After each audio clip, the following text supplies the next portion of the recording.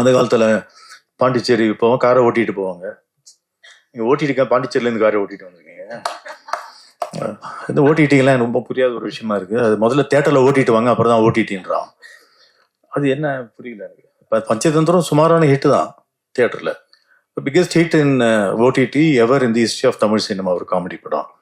அப்போ ஓடிடினா என்ன அப்படின்னா, இன்னைக்கு ஷார்ட்ஸ் பார்த்த மக்களுக்கு வந்து 10 செகண்ட் 15 செகண்ட் 1.5 மினிட்ஸ்ல பார்த்து பழக்கப்பட்ட மக்களுக்கு திரைப்படமே அந்த ஸ்பீடில் கேட்குறோம். குறைஞ்சபட்சம் ரொம்ப அந்த காலத்தில் எம்கேடி தியாகராஜ ஸ்பீடில் இருக்க எஸ்ஜே சூர்யாவே இன்னைக்கு அவ்வளோ தூரம் போயிடுச்சு. அப்போ how do you make a film அப்படின்னா, அந்த 1.5 மினிட்ஸ் கேப்சூல்ல ஃபாஸ்டா போ. ஜார்ஜ் லூக்கஸ் நடிகர்களுக்கு எப்பவுமே சொல்லுவார், ஃபாஸ்டர் லவுடர்னு. எல்லாம் சினிமாவே இப்போ ஃபாஸ்டர் அண்ட் லவுடரா போனதுனால எங்க வேணா கட் பண்ணி எங்க வேணா நீ சொருகலாம். Make it into form of different shorts, 1.5 minutes into 2 minutes into so 120 minutes divided by 2. அத்தனை ஷார்ட்ஸுக்குள்ள நீ கொண்டு அடக்கு அப்படின்னு சொல்ற இந்த ஏஸ்தெட்டிக்ஸ் ஆஃப் சினிமாவே மாறிவிட்டது. அப்போ என்னன்னா, தி பையர் டிக்டேட்ஸ்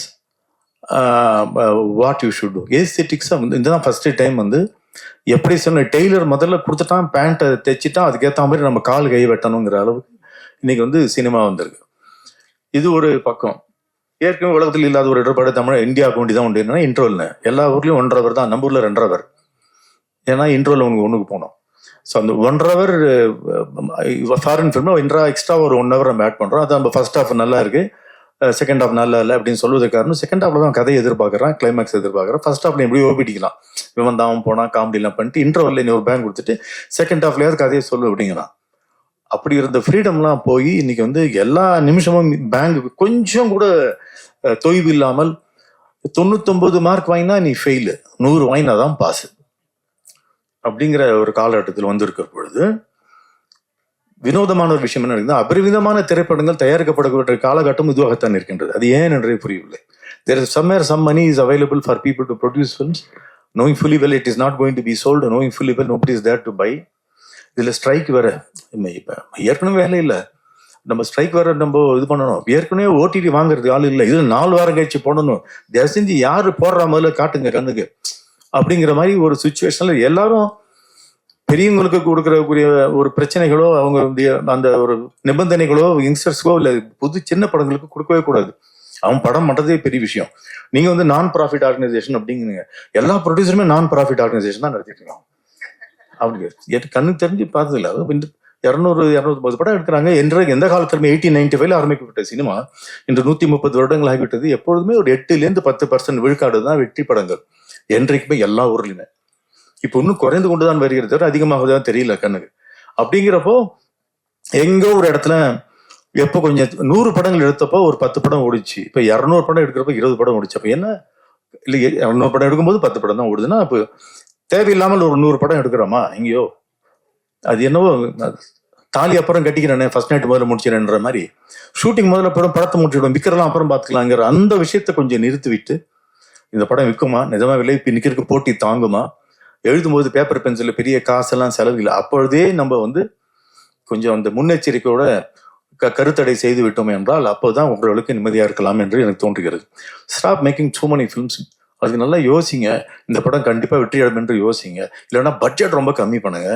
இவர் எஸ்.வி. சேகர் சொன்னார், இது மாதிரி மாடு பாடணும், இப்பெல்லாம் ராமராஜன் வந்து ஆடணும்னு சொல்ற மாதிரி மாடு பாடி சூப்பர் ஹிட். இப்போ போன வாரம் சைனாவில் ஒரு அம்மாவும் அவரோட பையனும் ஒரு 5 வருஷமா குட்டி குட்டியா ஸ்கூல் பசங்க டிராயிங் போடுற மாதிரி போட்டு ஒரு பசுமாடை பத்தி ஒரு படம் சூப்பர் ஹிட்டுங்க.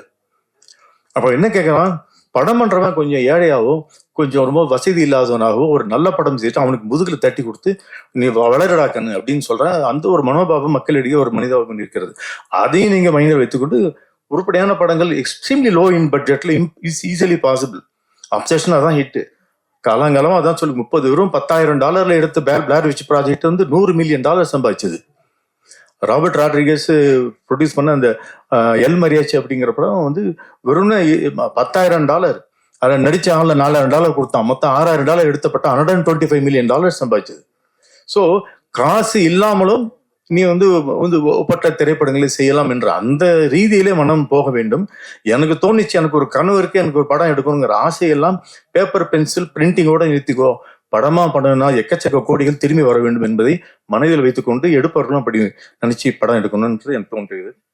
உங்களோட வென்யூவில் நீங்கள் வந்து நிறைய இவர் போஸ் வெங்கட் சொன்னது போல செல்வமணின்னு சொன்னது போல மக்களுக்கு பிடித்த மாதிரி அப்படிங்கிறதுல ஒரு பெரிய அட்வான்டேஜ் என்ன இருக்குன்னா, நீங்கள் 1.5 மினிட்ஸ் ஷார்ட்ஸாக ஒன்னா சேர்த்து கோர்த்து ஒரு மாலையாக தயாரித்து அதில் நீங்கள் விட்டீங்கன்னா people will start tuning into your OTT, but be very cautious about the quality. எல்லாரும் வாங்க அப்படின்னா அதுதான் இல்லை என்பதுதான் திரைப்படம் மீண்டும் மீண்டும் நமக்கு சொல்லி புத்தி காட்டுகிறது. ஸோ நல்ல குவாலிட்டி என்ன மீன் பண்றோம்னா ஜனரஞ்சகம் என்பது முக்கியம்.